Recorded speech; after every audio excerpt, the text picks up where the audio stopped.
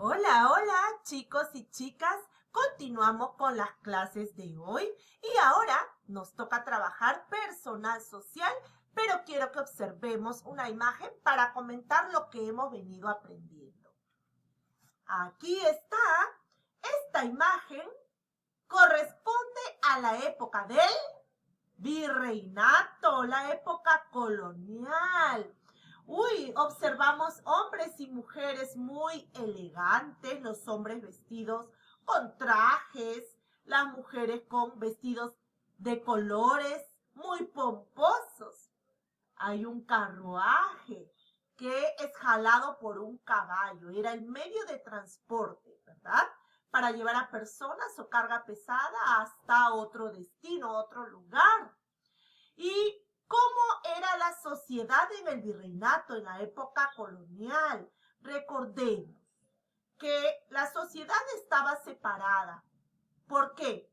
Porque era una sociedad clasista, es decir, estaba separada y distinguida por clases sociales. La clase social alta, que estaban ahí las personas más importantes, los españoles, tenían títulos importantes, tenían grandes profesiones, tenían muchas propiedades, muchos bienes, mucho dinero. Luego la clase media, que eran los hijos de los españoles, ¿verdad? Los que habían nacido aquí en América. Recibían una buena educación, como sus padres tenían poder, ellos también tenían cierto poder. Y por último, la clase baja, el pueblo indígena. Y además, los negros y mulatos, que eran esclavos. Ellos eran los más pobres. Su opinión no importaba. Ellos trabajaban para los españoles. Entonces estaba dividido en clases sociales. Además, eran racistas. ¿Por qué? Porque diferenciaban a las personas por su color de piel, es decir, los discriminaban, ¿verdad? Primero, los más importantes eran los españoles que habían nacido en Europa, eran blancos, altos, además que tenían mucho poder y dinero. Y los que estaban al final eran los indígenas y los negros y mulatos, que no éramos blancos, teníamos piel así trigueña o negra y además éramos muy pobres, éramos los trabajadores y los esclavos para el dominio español. ¿Por qué? Porque el pueblo trabajaba mucho. ¿Para quién? Para el beneficio de los españoles. ¿Cuál era la principal actividad económica? La minería, ¿recuerdan? Extraían la plata, además el oro, el cobre, el azufre, todo para beneficio de quién? De los españoles que solamente migraban, controlaban el trabajo. Pero los que hacían este trabajo tan pesado era el pueblo indígena. Y además, recordemos que siempre se dedicaban a la agricultura, a la ganadería, tanto de plantas y animales que trajeron de España y también las plantas y animales nativos, es decir, oriundos del Perú, ¿verdad? Muy bien. Pero, chicos y chicas, ¿algunos de ustedes saben cómo era la educación en esta época del virreinato?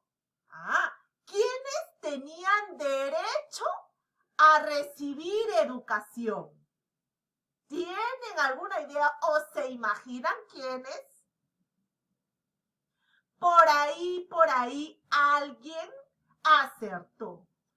Sí, chicos, tenían este privilegio a la educación los españoles, hijos de los españoles o los líderes. Ahora vamos a hablar de la educación en el virreinato. Les voy a presentar una imagen más. Quiero que observemos esta imagen. Aquí estamos observando a jóvenes. ¿Qué están haciendo estos jóvenes? Aquí está por un lado las chicas, las mujeres, y por aquí los varones.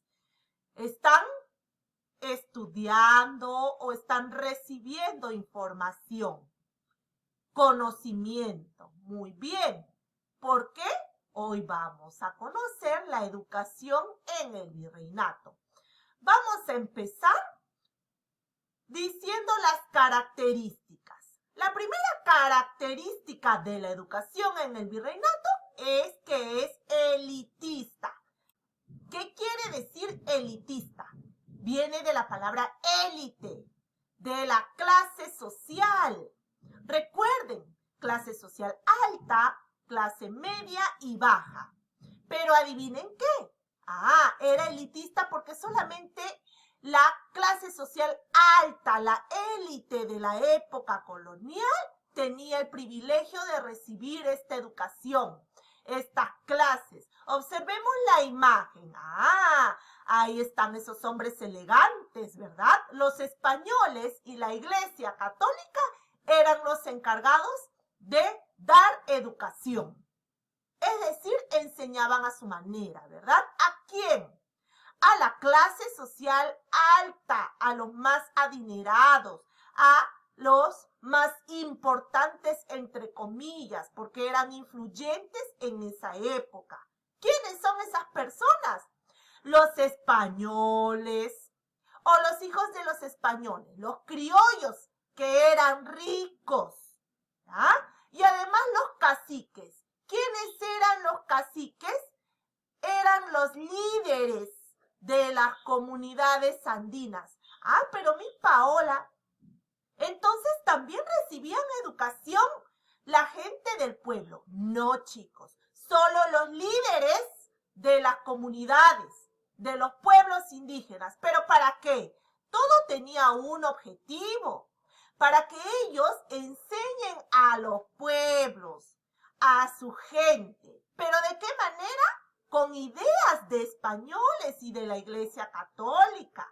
Así que no nos vamos a confundir. ¿Está bien? Solamente recibían esta educación los españoles, los criollos, que eran hijos de los españoles que nacieron aquí en América, además que eran ricos, y los caciques, líderes de los pueblos indígenas. Entonces era elitista, ¿no? No todos podían recibir educación, solo la élite, las personas influyentes, ¿no? O sus hijos, los que eran más importantes en aquella época. También era dogmático. ¿Qué quiere decir dogmático? Las clases eran impartidas por el gobierno español y por la Iglesia Católica, ¿no? Pero esto, ¿qué consecuencias trae? Que los niños, los estudiantes, iban creciendo con esta educación. Todo acerca del gobierno español, ¿no? Sus costumbres, sus ideas y también la Iglesia Católica, ¿no? Aprendían el catecismo, la religión católica, estudiaban la Biblia. Solamente esas ideas se podían compartir en las escuelas, nada más, ¿eh?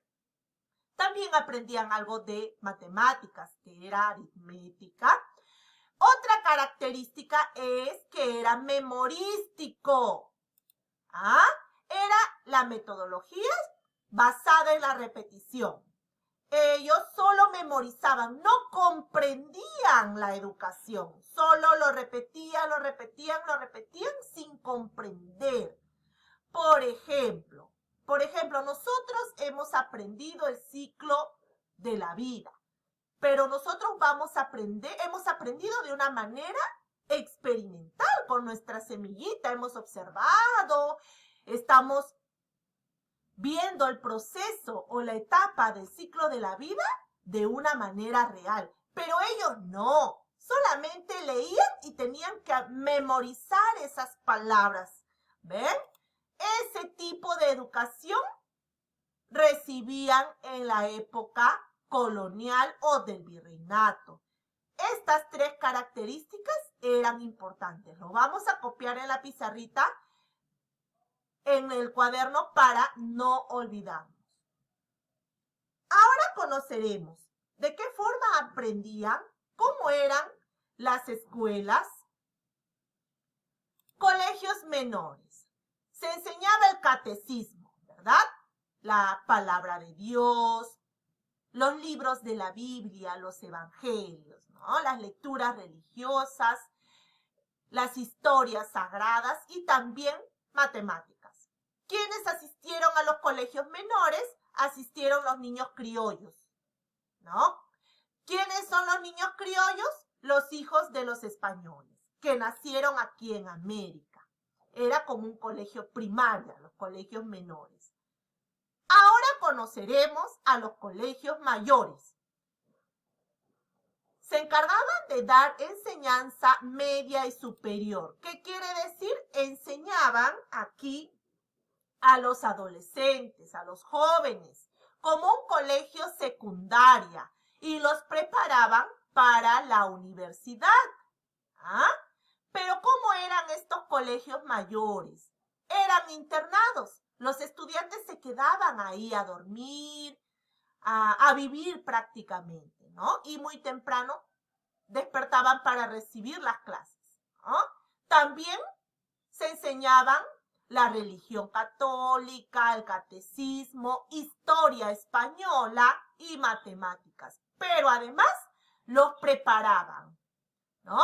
Porque dictaban clases que dictaban también en la universidad. Ellos salían listos de estos colegios mayores para ir a estudiar a la universidad. ¿Quiénes fundaron estos colegios mayores? Fueron los jesuitas. ¿Quiénes son los jesuitas?